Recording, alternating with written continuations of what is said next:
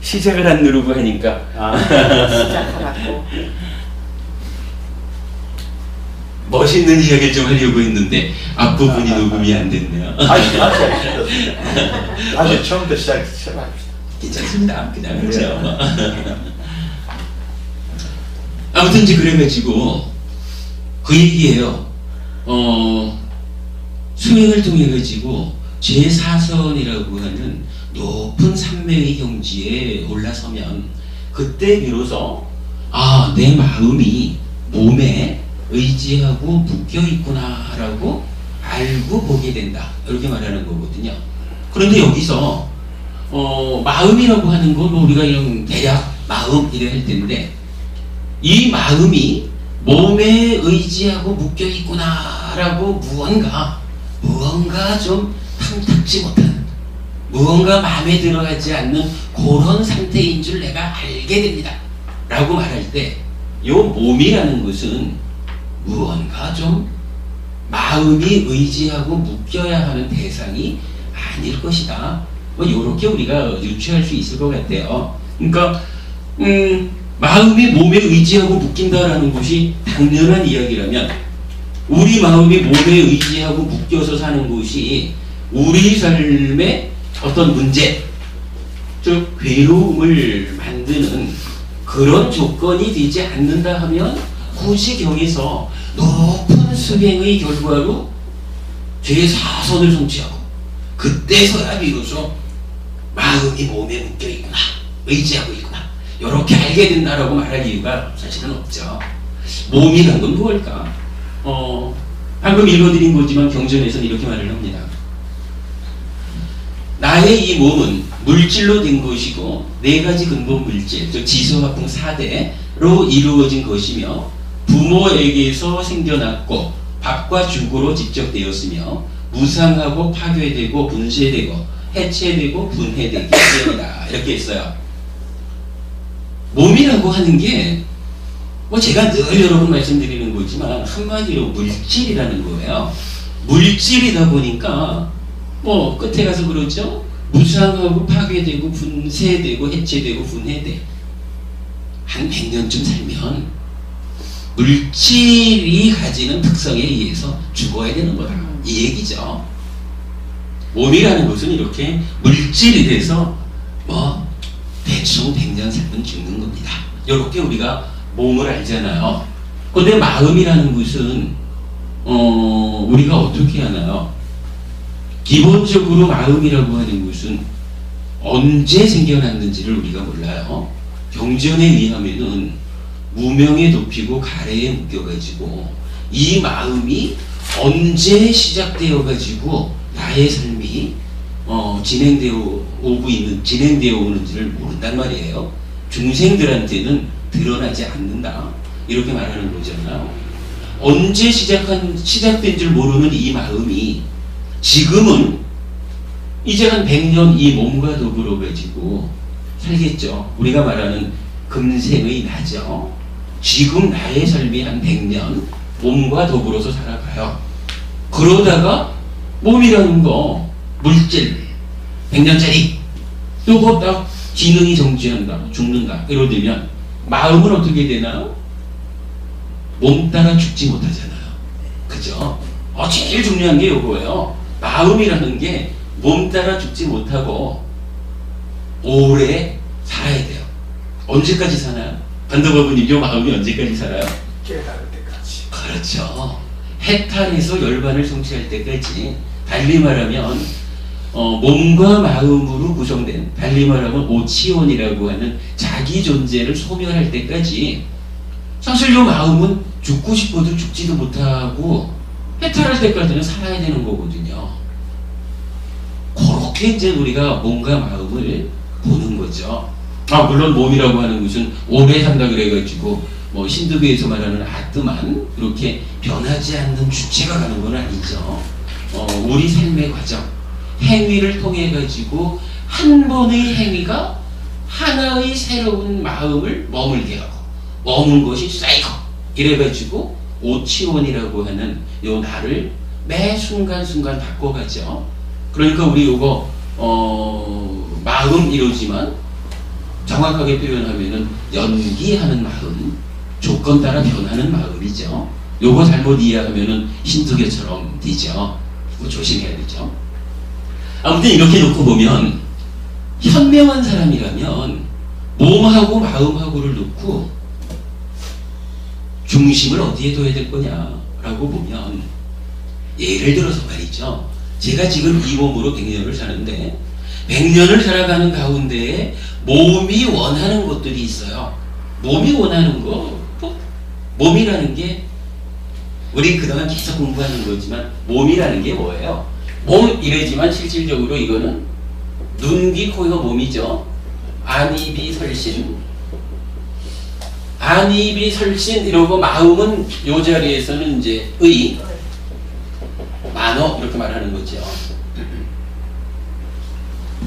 몸이 원한다라고 하는 거는 눈으로 무언가를 보면 보이는 것 중에 좋은 거는 다 내 거 하고 싶고, 싫은 거는 네가 쳐 요렇게 하고 싶은 거죠. 그런데 이게 좋은 거 내 거 하려고 그러는데 내 맘대로 잘 안 되면 화나고, 싫은 건 네가 쳐 이러는데 나 안 가져 이러면 또 화나고, 뭐 이런 거죠. 그게 어떻게 되나요? 눈만 그런 건 아니죠. 귀로 감각하는 소리도, 코로 감각하는 냄새도, 혀로 감각하는 맛도, 요 안입이 설신이라고 특화해 놓은 4가지를 제외한 몸 자체, 이러면은 뭐 대략 이런 피부가 감촉하는 거 이렇게 말하는 거죠. 이 모든 것들에 대해서 좋은 거는 내 거 하고 싶고 싫은 건 네가 자, 뭐 이렇게 말하는 게 사실 우리가 말하는 이 몸과 더불어 가면서 좋은 거를 추구하는 그런 거죠. 현명한 사람이라면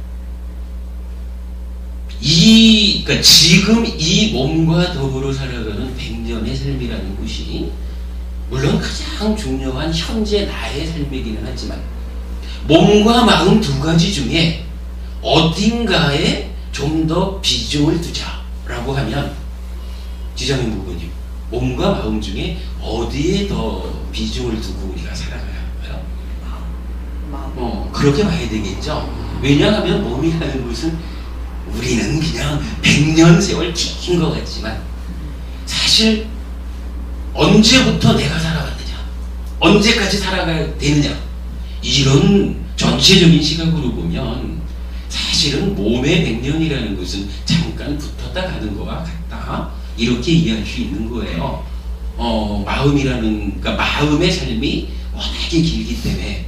그렇다면 현명한 사람이라면은 지금 몸과 마음 2가지 중에 어디에 중심을 둘까요? 하면 당연히 몸보다는 마음에 더 비중을 두고, 그래, 요 마음을 소중히 해서 이 마음이 잘 관리됨으로 인해서 이 몸과 사는 100년도 몸과 더불어 행복해야 할 거고, 아직 금생에 우리가 해탈하지 못한다면, 금생의 마음을 죽이지 못한다면 다음 생에도 새로운 몸과 함께 이어지는 그러한 삶들 가운데 이 마음이 잘 보호되어서 괴로움은 갈수록 줄어들고 행복은 갈수록 늘어나는 그런 삶을 살아야 하겠다.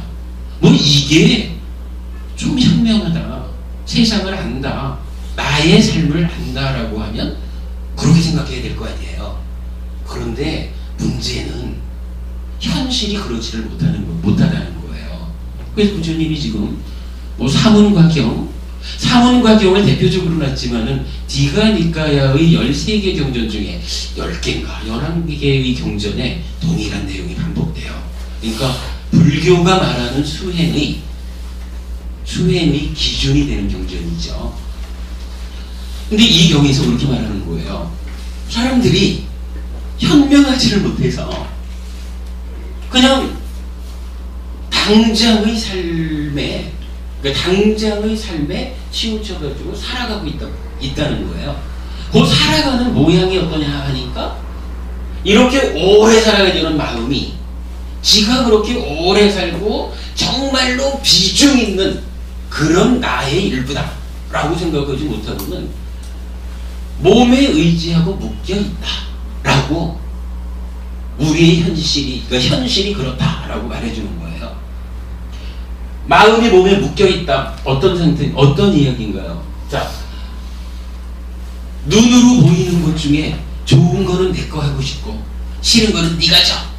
뭐 이러는 것이 현명하다면은 이 긴 삶의 여정 가운데에서 지금 이 몸이 원하는 대로 들어주면서 살다가는 오랜 나의 삶에 내 마음이 죽어야 되는 삶에서 불편이 소리될 것이야. 그러니 때로는 좀 좋은 게 있어도 이 좋은 것이 좋아할 만한 가치가 있는 것이라면 내 거 좋아해야 되겠지만 좋아할 만한 가치가 없는 것이라면 그죠? 몸이 습관적으로 끄는 대로 거기에 의지하고 묶여서 마음이 끌려가서 장차 괴로움을 초래할 만한 어떠한 것인 줄 생각지 못하고 덥석 좋은 거 내 거 요렇게 매달리지 않아야 된다는 거죠. 그런데 삶은 그러지 못하고 매달리는 삶을 살고 있다는 거죠.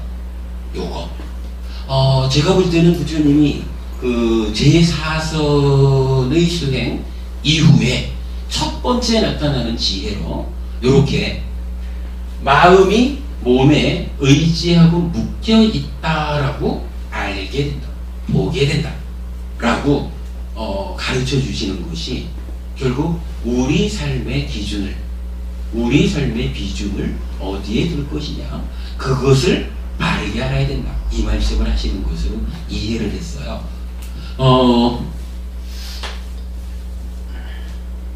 요 말씀을 이렇게 되면 대략 이해되시죠? 마음이 몸에 의지하고 묶여있다. 여기서 그냥 재밌게 얘기하자면 이거 하나는 볼 수가 있어요. 부처님은 분명히 마음이 몸에 의지하고 묶여있다라고 하는 것을 제4선의 삼매, 높은 삼매가 성취되면 그때 비로소 안다.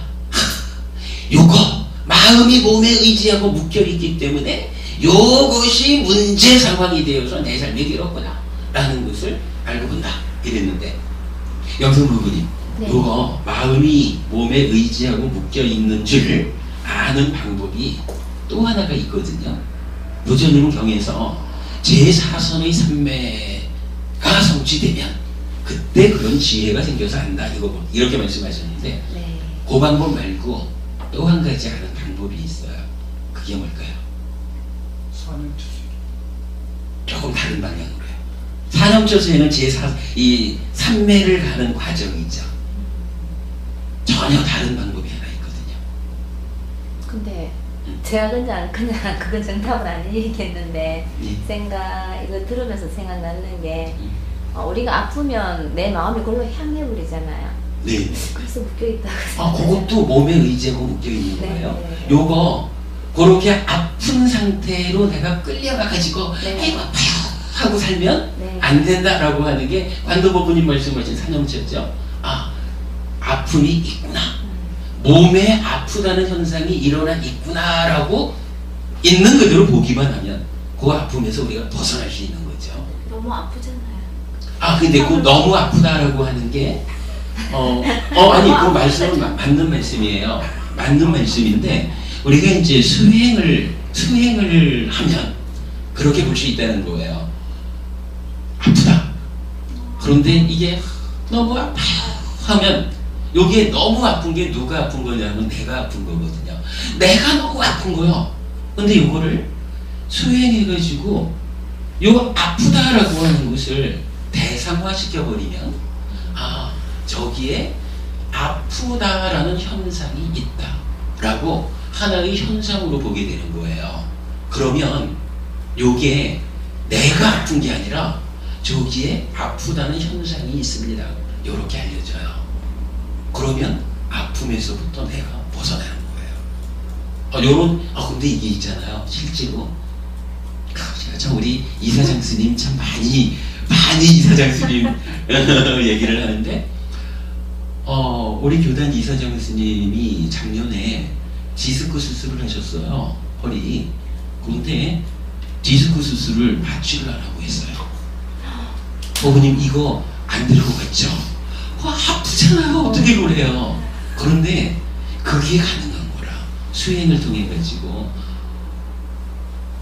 디스크 수술을 하는데 저기에 아픔, 통증이라고 하는 현상이 있다라고 단지 바라보는 거예요. 싹 깨우는 거예요. 스님이 한번 얘기를 하시는데, 야, 그게 그래도 말이지. 그 왜 이게 기계 돌아가는 소리 있잖아요. 석석석 그러는 그 석석석하고 기계 돌아가는 소리는 그건 진짜 좀 신경 쓰이더라. 귀에 들리는 그 소리는 신경이 쓰이고, 이 수술을 하는 몸에 있는 그 통증은 단지 바라보았다 이거예요. 근데 이게 가능하다는 거예요, 수행은. 그런데 아무튼 이제 그건 그렇고, 영선 부부님, 네. 또 하나의 방법. 그러니까 마음이 몸에 의지하고 묶여 있다라는 것을 아는 방법이 경전에서는 제4선의 높은 산매를 성취하면 그때 지혜가 생겨나서, 그랬구나, 이 오래 살아야 되는 요 연기하는 마음, 나의 좀 더 주인 역할을 하는 요 마음이 100년짜리 몸에 의지하고 묶여 있어서, 그래서 몸을 중심으로 이렇게 살다 보니까 괴로움이 만들어지는 거구나, 이렇게 본다는 거거든요. 근데 그런 그 높은 수행의 경지 말고 또 한 가지, 그건 요걸 아는 방법이 있단 말이에요. 모르시겠죠? 네. 근데 사실은 이게 쉬운 거예요. 저기 영상 부부님, 네. 마음이 몸에 의지하고 묶여 있나요? 전 그렇다고 생각이 돼요. 어떻게 그렇게 생각해요? 아직 제4선을 못 가셨는데. 아니요. 그만큼 경지 도달해서 하는 거잖아요. 방금 그런 걸로 내 몸의 조금 변화에 따라서 자꾸 감정도 모두 자꾸 변화하잖아요. 그렇게 이해했습니다, 저는. 그래요. 좋습니다. 좋은 말씀이고, 그런 것이 사실은 그동안 공부를 통해 가지고, 신수 신법 이런 데에 나의 만호가 이런 부분들이 좀 이제 알려지니까 그런 거죠. 답은 그거예요. 공부해서 하는 거예요. 그죠? 우리가 기본적으로는 수행을 통해 가지고 그 높은 수준의 지혜를 우리가 터득해야죠. 우리가 그걸 증득해서 우리 삶을 참으로 해탈열반으로 이끌어 가야 되지만, 그 이전에는 그렇다고 해가지고 제4선에서 성취 이전에는 몰라야 되는 거 아니죠. 알아야죠. 알아가지고 비록 내가 직접 보지는 못했다 해도 참으로 부처님께서 가르쳐 주시기를, 내 마음이 몸에 의지하고 묶여 있는 것이 나의 삶을 괴로움으로 이끌어가는 원인이 조건이 된다더라. 그러므로 나는 몸에 의지하고 묶인 삶으로부터 벗어나야겠구나. 이거 우리가 공부해서 아는 거죠. 두 가지 방법이 있는 거예요. 수행을 통해서 확인하는 방법 하나, 그리고 우리가 부처님 제자다 라고 하는 것이 왜 좋으냐 부처님이 당신이 앞장서 가지고 확인해 가지고는 이렇더라 라고 알려주셔서 가르쳐 주시는 대로 우리는 배워가지고 알고 가르쳐 주신 대로 쉽게 따라갈 수 있잖아요. 공부하는 힘이죠. 우리가 부처님 제자가 된 어떤 권리, 특권 이런 거죠. 공부해서 하는 거예요. 이 얘기가 길어져 버렸네. 아무튼 이렇게 놓고 보면은요, 마음이 몸에 의지하고 묶여있는 우리의 삶, 이렇게 놓고 볼 때 무엇에 묶이나요? 그렇죠. 안입이 설신, 색성향, 미촉에 묶이죠. 그래서 안입이 설신의 하면은 육네이처 이렇게 말하는 거고요. 감각 주관이죠. 그리고 이제 법이라고 해서 담마가 있죠. 요것은 감각자 중에 객관이래서 육외이처 이렇게 말을 하죠.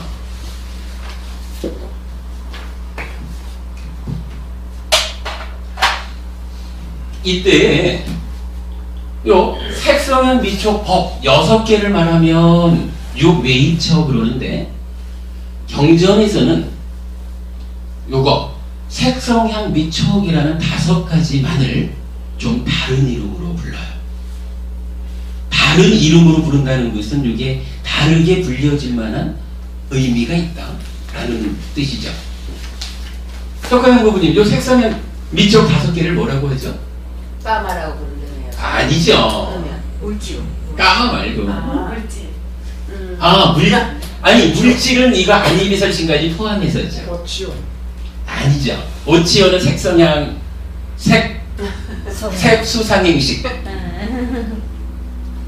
까마가 아니고 요거를 까마구나. 그렇죠. 까마구나라고 불러요. 까마구나로만 보면 되는데. 하죠. 예. 까마라는 말은 있으니까 비슷한데 그래도 어쨌든 비슷한 거하고 같은 거하고는 다르죠. 까마구나 이렇게 부르거든요. 이 여보 저기 서울에서 그렇게 한다 그랬어요. 까마구나 이러니까 이거를 잘못 들으면 까마로구나 해가지고 까마 이렇게 그런데 까마로구나가 아니고 까마구나라고 하는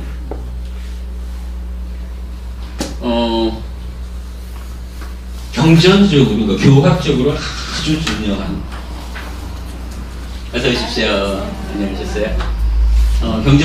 교학적으로 아주 중요한 의미를 가지는 말이에요. 이건 색성향 미촉이면 뭔가요? 우리가 지금 이야기한 대로 안이비설신은 몸이잖아요.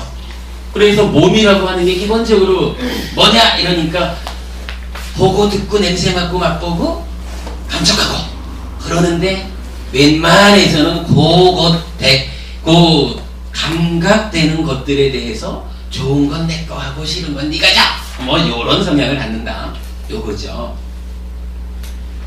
요렇게 놓고 보면은 색성향 미촉 까마구나라고 하는 것은 안이비설신이라는 몸으로 감각하는 몸 밖에 있는 세상 이렇게 말해도 되겠죠. 자, 눈에 대한 감각 대상 색이라고 하는 것은 어떤 것이든 형체가 있고 색깔이 있어서 뭐가 있다 무언해 뭐 이런 거는 다 색이죠. 음파로서 귀를 때려주는 요거는 다 소리죠. 냄새로 코를 때리는 건 다 냄새죠. 혀를 통해서 맛으로 느낄 수 있는 건 다 맛이죠. 나머지 몸이 감각할 수 있는 모든 거 다 감촉 이렇게 말하는 거죠. 그러니까 색성향 미촉 까마구나라는 것은 저는 이거를 이제 외적 대상 이렇게 이제 표현을 주로 해왔죠. 안이비설신이라는 이 몸의 밖에 있는 외적인 것들, 물질적인 것들 요거죠. 근데 요 외적인 대상 이렇게 말하는 것을 우리가 그냥 세상 이렇게 불러도 좋을 것 같아요. 제가 이제 가끔씩 뭐 이게 뭐 별거겠습니까? 안이비설신이라는 이 몸이 몸 밖에 있는 물질 세상을 감각하는 그런 거 아니겠습니까? 그래서 물질 세상 이렇게 이제 표현을 해왔는데 어제 제가 뭐 좀 공부를 하다 보니까 이 얘기를 정확하게 해주는 경전이 하나 있더라고요.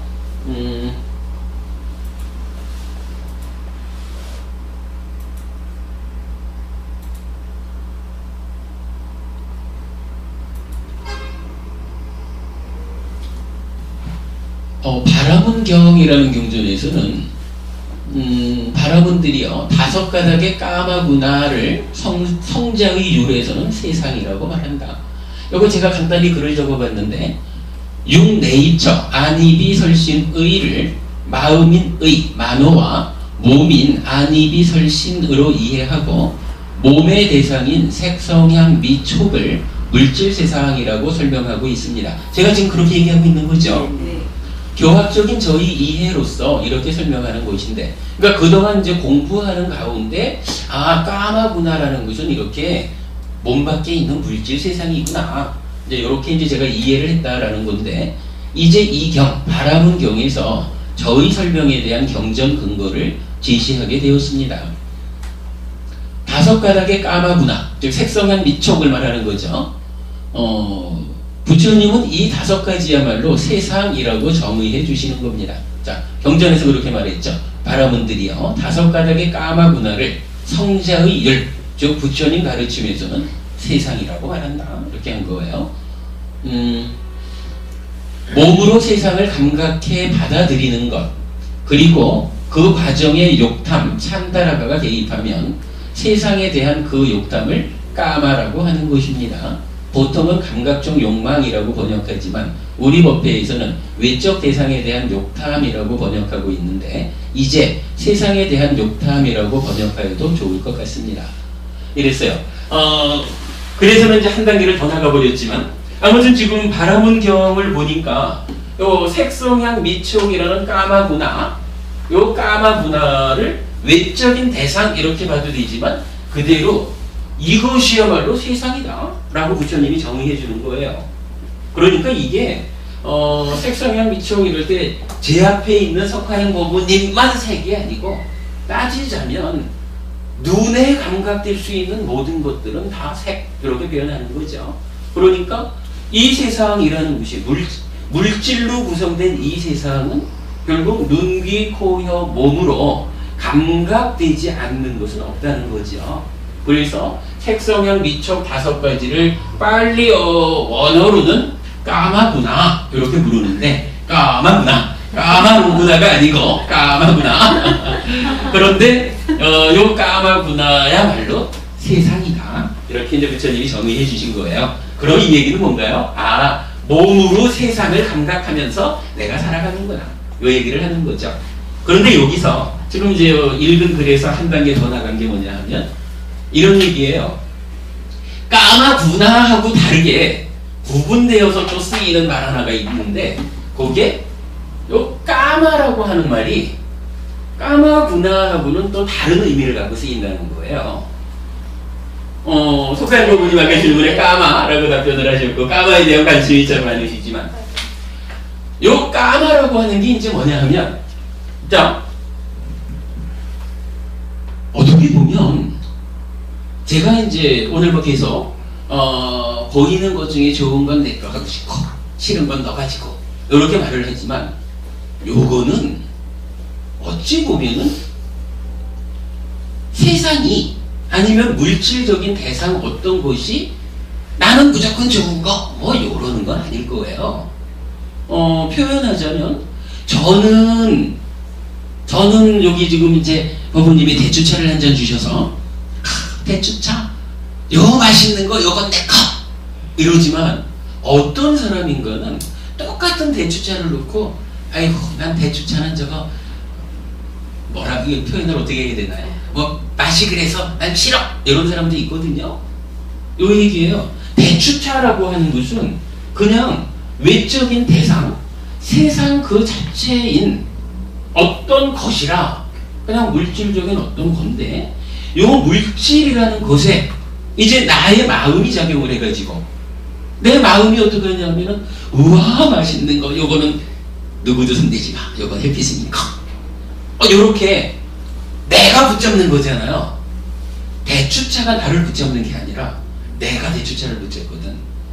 누군가는 아유 대추차가 난 싫어 이러는 사람인데요, 대추차가 난 너하고 안 만나 이러는 게 아니거든요. 누군가 그 사람의 마음에서 아우 난 대추차는 싫어 너 가져 이렇게 말하는 거거든요. 요때 바로 이 얘기를 하는 거라. 색성향 미촉이라고 하는 외적 대상, 즉 세상에 대해서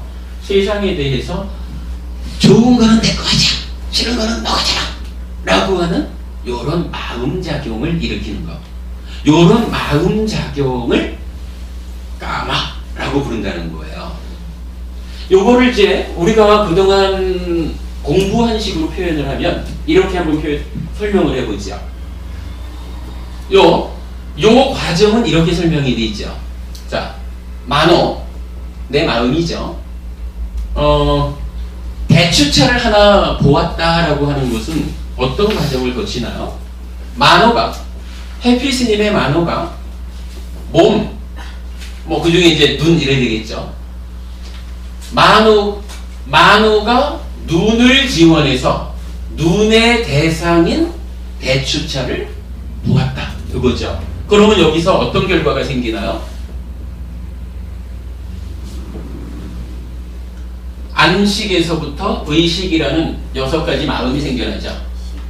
그죠? 식이 생겨나는 거죠. 그러니까 대추차 이렇게 아는 거죠. 그런데 요 대추차 이렇게 알면 될 텐데 그 아는 가운데에 보통 보면은 요건 내 거니까 누가 손대지 않아줬으면 요런 마음이 함께 일어난다는 거죠. 그때 그거를 우리가 뭐라고 말을 했나요? 자, 그 이전에 만호가 몸을 지원해서 대상을 주목했다라고 하면 요거를 자의 이렇게 표현했죠. 그래서 만호의 자의에 의해서 6가지 마음이 요건 이제 식, 윈냐나죠.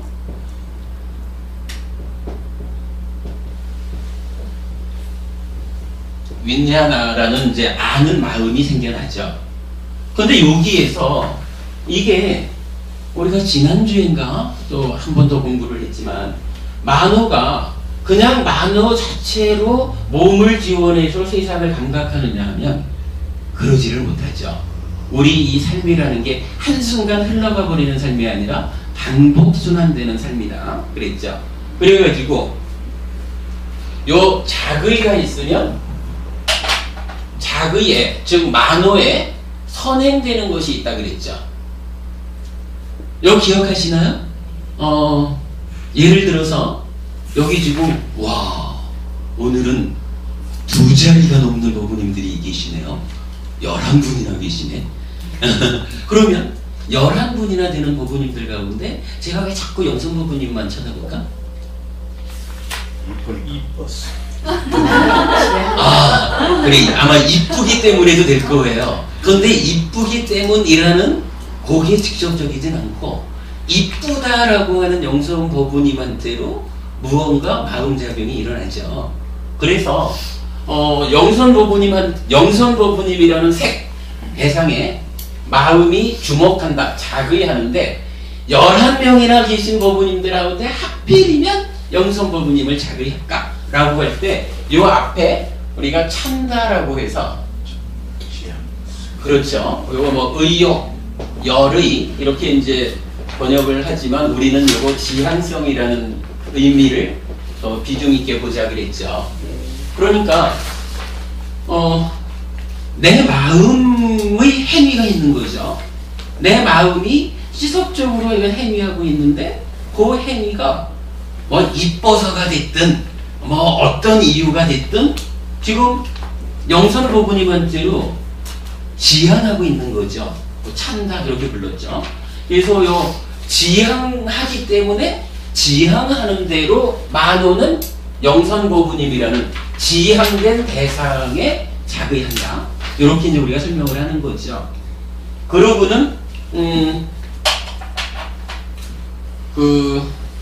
요 자의를 요 지향과 관련해서 2가지로 이야기를 했죠. 한 가지는 열의 자의라는 게 있다 그랬어요.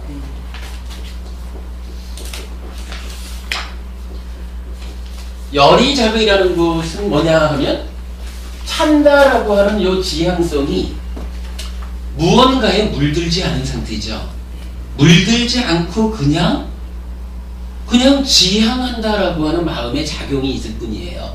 그러니까 지향된 그대로를 쫓아서 자의가 일어난 거고, 그러니까 이뻐서든 다른 이유가 있어서든 뭐 이런 무언가에 물들기 이전에 그냥 그대로 있는 그대로 영선 부부님을 보게 되는 거죠. 그러니까 영선 부부님이 있구나 라고 오염되지 않게 아는 거고, 그럼 그 다음 단계가 진행이 되겠죠. 그런데 우리가 아주 중요하게 여기는 게 하나 있죠. 요 찬다라는 것이 오염되기 마련이죠. 중생들의 삶은. 그래서 찬다라가라고 해가지고 요 찬다 이제 하고자 할 욕자로 썼고, 요것은 찬다는 욕이고 라가는 탐 이래가지고 욕탐이래 부르는 거죠. 지향이,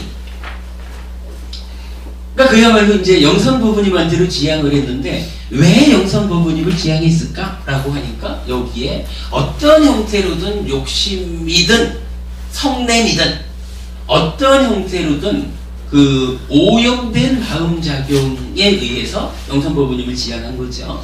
그러면은 그 오염된 상태의 지향성 찬다라가 이러고, 오염된 지향이 자의에 선행하면 요때를 비열이 자의 이렇게 말을 하죠.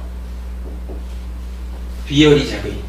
요렇게 놓고는, 그러면은 자 지금 이제 뭐 마음이 몸에 묶여 의지하고 묶여 있다라고 하는 요런 현실적인 문제 상황이 있기는 하지만, 비록 묶여 있다고는 해도 어떤 이런 욕심내고 성내고 뭐 이런 것에 오염되지만 않아 있어도 그냥 그런 대로 살아가는데 별 탈 없이 문제를 일으키지는 않는 거죠. 그런데 현실적으로 우리 수준의 삶, 우리가 아직까지 삼매를 성취해가지고 색계하늘, 그 색계하늘 이렇게 올라서지 못했으니까, 그래도 우리가 현재 산다라고 하는 삶은 어떤 삶입니까? 한마디로 말하면 찬다라가 욕탐이 개입해서, 그러니까 욕탐이 전제된 상태로 마음이 대상을 자의하는, 그래서 욕탐 때문에 그저 좋은 거는 내 거, 싫은 거는 니의 뭐 요래가면서 삶에 괴로움을 만드는 그런 삶을 우리가 살고 있다는 거죠.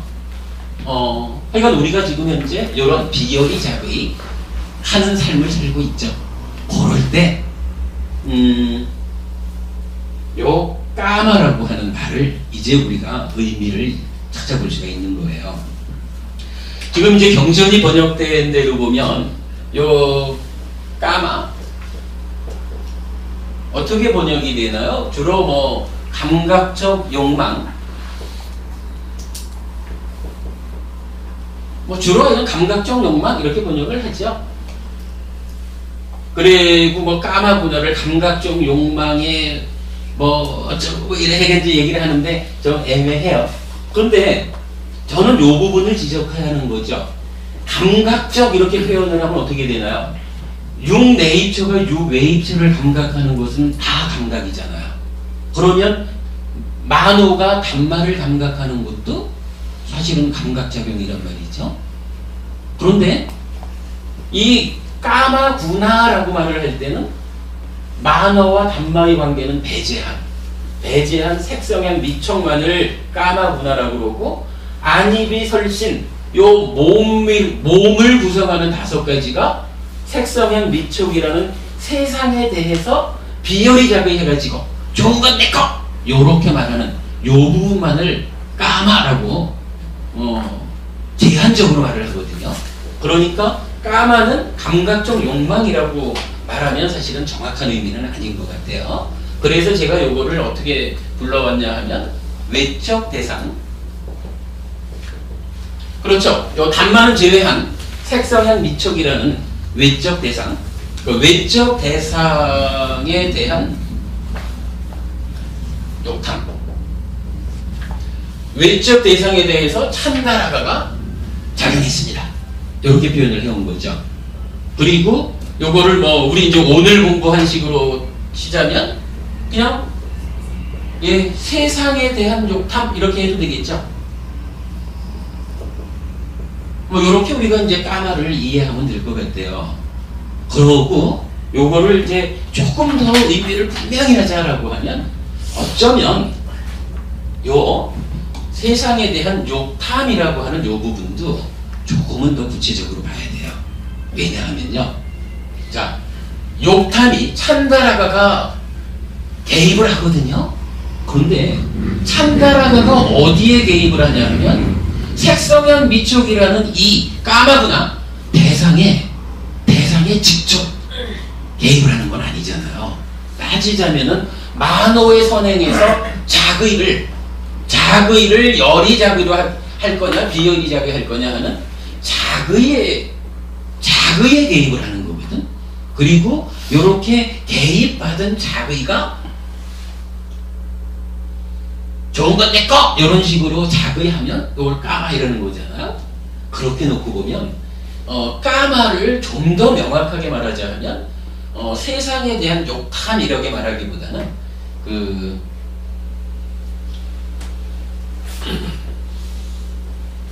세상 그대로 쓰죠. 그러니까 색성향 믿죠. 세상에 대한 비열의 자의 이렇게 보는 게 더 타당할 것 같아요. 그러니까 욕탐 자체가 아니라 자의하는데 그 자의 주먹 이렇게 대상을 딱 붙잡으면서 좋은 건 내 거 요게 작용하는 거죠.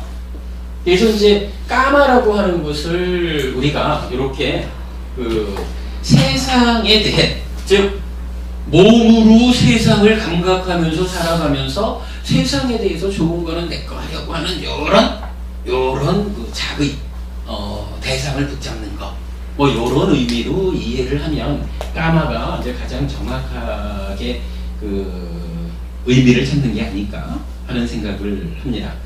아무튼 이제 요렇게 놓고서 처음으로 되돌아가 보면 뭐 이런 거죠. 우리가 산다라고 하는 것이 오래 살아가는 연기하는 마음이 주가 되어가지고 100년쯤 함께하는 몸과 더불어서 나를 이루어서 지금 내가 나야 라고 하면서 해피스님입니다 이러면서 이제 살아가죠. 그런데 거기에 이제 문제점을 하나 부처님이 제시한 거예요. 우리가 현명하다면은 몸과 마음의 이런 그 특성을 바르게 보아가지고 몸보다는 마음이 훨씬 더 비중 있는 나의 일부다. 그러므로 마음을 보호하는 삶, 마음을 향상으로 이끄는 삶을 살아가야 이것이 내가 오래도록 괴로움은 줄어들게 하고 행복은 늘어나게 하는 그러한 삶이다. 그런데 문제는 이 마음이 뭐 이렇게 뭐 비열의 자의, 뭐 찬다라의 작용 이런 것에 영향을 받아서 그러겠죠. 마음이 그렇게 현명하지를 못하다 보니까 그냥 한 100년쯤 몸과 더불어 살면서 그저 보고 듣고 하는 모든 것이 다 몸으로 보고 듣고 하는 거죠. 사실은 몸으로 보고 듣고 하니까 그 속에서 보고 듣는 것도 다 만호가 지원해줘서 사실은 만호가 마음이 보고 듣고 하는 거 요거를 생각 못하다 보니까 그냥 보고 듣고 하는 그 주체가 몸이다 생각하고는 오직 몸이야말로 나야, 몸이야말로 나잖아 이래가지고는 몸에 묶여서 살아간다는 거죠. 그러다 보니까 몸이 원하는 대로 좋은 건 내 거 싫은 건 너 이래 하다 보니까 요것이 외적인 관계 가운데서 나를 유지하는 삶을 살아가려면 아무래도 웬만해서는 네 속에 있는 것도 내 마음에 들면 내 거 가지고 와야 되고 뭐 이래 가면서 행위가 나빠지죠. 행위가 나빠지면 괴로움이 만들어지죠. 요런 것이 우리가 살아가는 현실이다. 이렇게 이제 부처님 알려주신 거죠. 그래서 요걸 모아가지고 그러한 삶에서 벗어나는 방법이 두 가지가 있다. 이렇게 얘기를 한 거죠. 한 가지는 경전에서 말씀하신 그대로 열심히 수행해가지고 제4선을 성취하고 그러면 거기에서 참으로 이러한 마음이 역한 몸에 의지하고 묶여서 이런 삶을 살아가고 있구나 라고 보게 된다는 거죠. 그러면 본다라고 하는 것은 거기에서 내가 해방된다 이런 의미를 갖는 거죠. 그런데 사실은 수행이라는 게 그렇게 쉬운 게 아니죠. 그러다 보니까 우리가 그걸 잘 못 보고 살죠. 못 보고 사는 가운데에 그래도 우리는 살아가는 가운데서 참 큰 복을 만난 거죠. 부처님을 만났죠. 부처님을 만나다 보니까 부처님께서 아직까지 그대들 힘으로 보지는 못하더라도 내가 먼저 보았는데 본 바에 의하면 이러하다. 그러니 배워 알아서라도 삶을 지어해서 괴로움을 만들지 마라. 이렇게 알려주시는 거죠. 그러니까 우리가 우리 삶의 현실을 바르게 하는 두 번째 방법이 있는 거예요. 공부하는 거죠. 우리가 늘 부처님 가르침의 진정에 의지해야 합니다. 여러분들께서 저한테 인사를 해주셔도 제가 그렇게 답변드리죠. 가르침의 진정에 의지해서 행복하시기 바랍니다. 이래야 하는데 그 의미가 뭔가요? 부처님에 의지해서 우리가 가르쳐 주시는 것을 배워서 삶을 향상으로 나아가지 않고 스스로의 힘으로 하나하나 확인해서 나아가기에는 너무나 먼 과정이 있죠. 그러다 보니까 우리는 의지해서 나아가야 되고, 그러기에 부처님이 우리 스승이고, 지난번에 한번 얘기한 거지만 나는 부처님의 아들입니다 라고 우리가 선언할 수 있고 그런 거죠. 그런데 말로는 열심히 부처님 공부를 합니다. 절에 다닙니다. 몇십 년 절에를 다녔습니다 라고 해도 구체적으로 어떤 공부를 했습니까? 라고 하면 부처님께서 알려주신 바를 있는 그대로 배우지 못해서 바라기는 부처님의 제자로서 행복한 삶을 살고 싶습니다 라고 하지만 가르침의 진정을 만나지 못하는 데에서 허송세월 하고 마는 이런 문제가 있죠. 그러니까 우리가 삶의 문제를 바르게 보아서 해결하는 두 번째 방법, 부처님에 의지하는 거, 공부하는 거. 그럴 때 가르침의 진정을 만나서 진정대로 우리 삶을 향상시켜가는 것이 참으로 귀한 일이다 라고 하는 거. 이 기회에 우리가 한 번 더 알아봐야 되겠죠.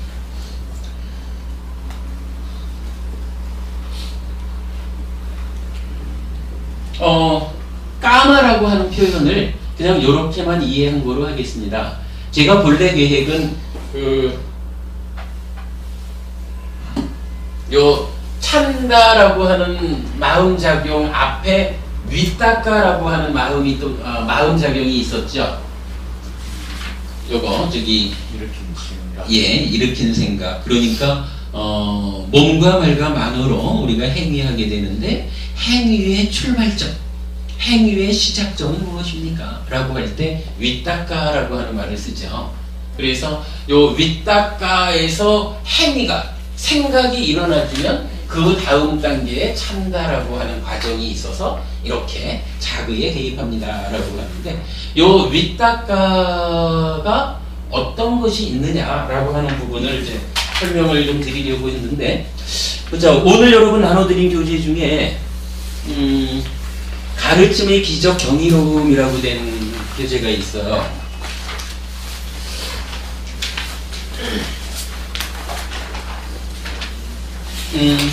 이 내용이 이제 지난주 우리 저녁 법회하고 지난주 서울법회에서 요 가르침의 기적에 대한 이야기를 하고 동영상이 올려져 있으니까 나중에 참고하시기로 하고요. 여기에서 보면 요거 찬다가 개입한다라는 요 상황에서 찬다 앞단계 밑닦아라고 하는 생각 일으킴 행위의 시작점이 있는데, 요 밑닦아라고 하는 것이 세 가지로 보통 설명이 돼요. 그 중간에 보면 자, 밑닦아 요 찾을 심자죠. 일으킨 생각 해서 만의 행위, 의업의 시작점 이렇게 했는데, 요게 첫째로는 까마 위닦아라고 말하면 어떻게 해야 될까요? 위닦아 생각 일으킴이거든요. 위닦아는 위닦아인데 요 까마라고 하는 것이 함께한다 이런 의미예요. 까마와 함께하는 생각 일으킴 이런 의미가 되죠. 그리고 두 번째로는 부야바다 위닦아 해서, 부야바다라고 하는 것은 이제 그 탐욕 진해라고 말할 때 요 분노를 말하죠. 분노와 함께하는 일으킨 생각 이거고, 세 번째가 위행사 위닦아라고 하는데 요거 분노가 한 걸음 더 나가면 몽둥이를 들고 한번 후려쳐야겠구만 하는 의도가 일어나죠. 이런 폭력, 해침이라고 하는 그런 마음작용이 함께하는 일으키는 생각 이렇게 되어 있어요. 그래서 이제 이렇게 까마 위닦아, 부약바다 위닦아, 위행사 위닦아가 있고 그거에 반대되는 개념으로 이제 까마로부터 벗어나는 위닦아에서 네칸마 위닦아, 분노에서 벗어나는 위닦아에서 분노 없는 부약바다 위닦아, 폭력 없는 위닦아에서 위행사 위닦아 뭐 이런 부분들을 이제 설명했고, 요거에 대한 좀 자세한 이야기를 지난주 법회 동영상에서 설명되어 있으니까 뭐 그거를 좀 참고하시면 요 까마라고 하는 부분에 까마의 저 아래 단계 찬다라고 하는 것의 대입에 의해서 구체적으로 하면 까마라고 하는 그냥 좋은 건 내 거 하고 싫은 건 너 하고 하는 요런 마음작용이 일어나서 문제를 일으키는데 문제가 되는데 그것에 바탕에 무엇가 있느냐 하는 것은 이제 우리 지난주 수업 이런 교재를 통해서 이제 여러분 좀 도와주시면 되겠고요. 오늘 수업에서는 까마라고 하는 것이 무엇이다 하는 것만 좀 설명드린 것으로 하겠습니다. 이 까마라는 이야기를 웬만하면 좀 그냥 안 하고 넘어가 보고 싶은데 우리 수업 과정에서 뭐 오늘도 이제 본 수업에서 설명해야 될 부분에도 그렇고 불교적으로 요 까마라고 하는 것이 너무 비중이 커요. 너무 비중이 큰 이야기에서 요거를 안 하고 갈 수가 없어요. 그래서 이제 그냥 대략적으로 이렇게만 말씀드렸어요. 그러니까 까마 한마디로 말하면 몸이 세상을 감각한다, 받아들인다. 몸으로 세상을 받아들이는 이러한 삶의 과정에서 좋은 건 내 거 하고 싶고 싫은 건 너 가져. 뭐 요런 욕심 부리는 작용, 뭐 이런 개념, 요거를 까마라고 한다 하는 요것만 오늘 이해하신 거로 하자고요. 그러니까 몸과 마음의 관계에서 몸의 부분, 몸으로 세상을 만나는 요 제한된 영역에서의 요것을 말하는 것이다. 제한된 영역이다. 마음 부분 빼고 몸으로 세상을 만나는 요 영역만을 말하고 있다라고 하는 거. 그렇게 그냥 까마를 설명한 거로 하고요. 한 10분 쉬었다가 다시 시작하겠습니다. 군화가 붙으면 그게 무슨 뜻이 된다고? 뭐가 붙으면? 군화가. 군화는 요 자체. 예. 그러니까 아까 설명한 대로는 배추차가 있잖아요. 예. 배추차 자체는 요건 사실 원래 좋은 것도 아니고 싫은 것도 아니에요. 예, 그걸 까마군화라 하고. 그렇죠. 그러니까 세상 자체를 까마군화. 이제 욕탕이 돼. 그렇죠. 까마군화에 대해서 좋은 건 내 거. 요런 마음 작용. 예. 요거를 이제 까마라고 하고, 우리가 살아가면서 만드는 괴로움 중에 대부분은 실제로 우리가 보면요, 아무리 우리가 몸과 마음 이래지만 마음이 몸에 의지하고 묶여있다라는 이런 현실적인 문제 때문에 괴로움이라는 것은 몸으로 세상을 만나는 가운데 내 거 하고 싶은 건 너무 많은데 내 능력이 내 거 할 만큼 능력이 부족해요. 그것 때문에 생겨나는 거예요. 까마군화는 그런 어떤 예측 대상. 세상 자체. 예, 알겠습니다. 예. 참, 그 얘기를 제가 빼먹었네. 우리 교재에 보면은요, 구부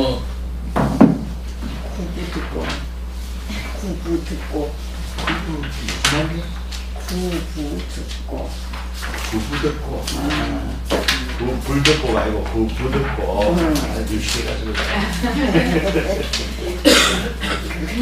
그거는 알고 있는데 최근에. 여러분 우리 교재 345페이지 한번 보세요.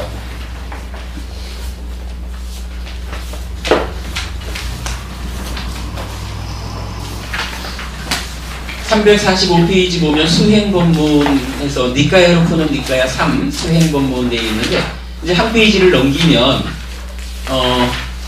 고와 고멸의 시속게임 해가지고 수행의 의미라고 되어 있어요.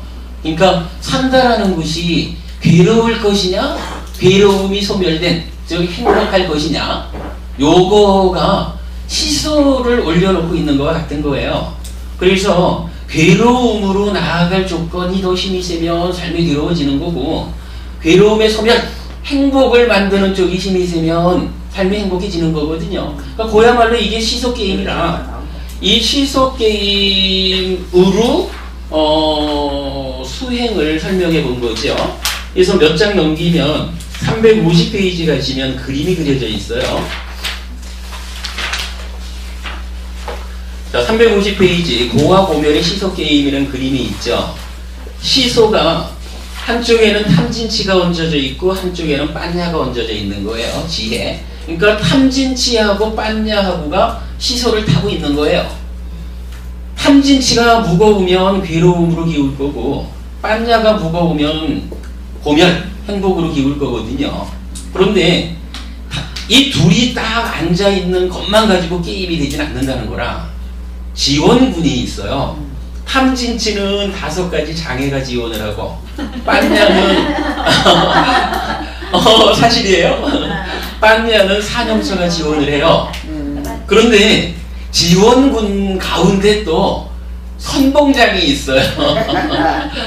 5가지 장애 중에는 바로 오늘 공부한 거 까마가 지원군, 그러니까 선봉장이 된 거예요. 그러니까 까마가 선봉에선 5가지 장애라는 지원군이 탐진치를 지원해가지고 괴로움으로 우리 삶을 끌고 가는 거예요. 그게 시소의 한쪽이라. 그런데 반대쪽에는 사념처라는 지원군이 있는데, 뭐 사념처 우리 충분히 공부했죠. 사념처의 선봉에 그야말로 싸띠가 있는 거라. 싸띠가 선봉에서 가지고 사념처라는 지원군이 되어가지고 빤야를 힘있게 해주는 거예요.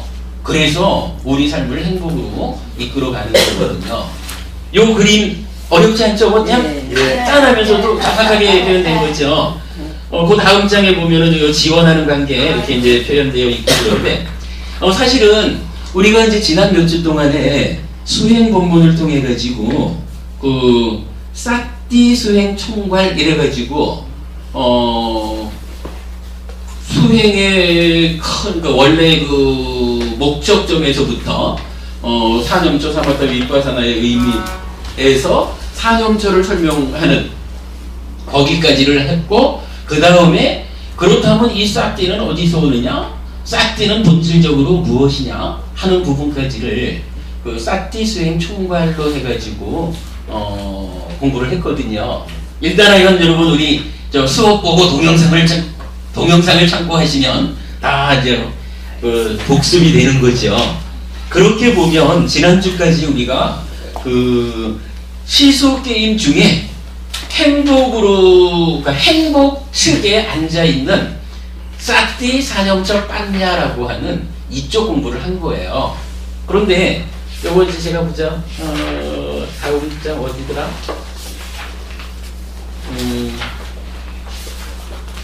그래요. 저기 362페이지.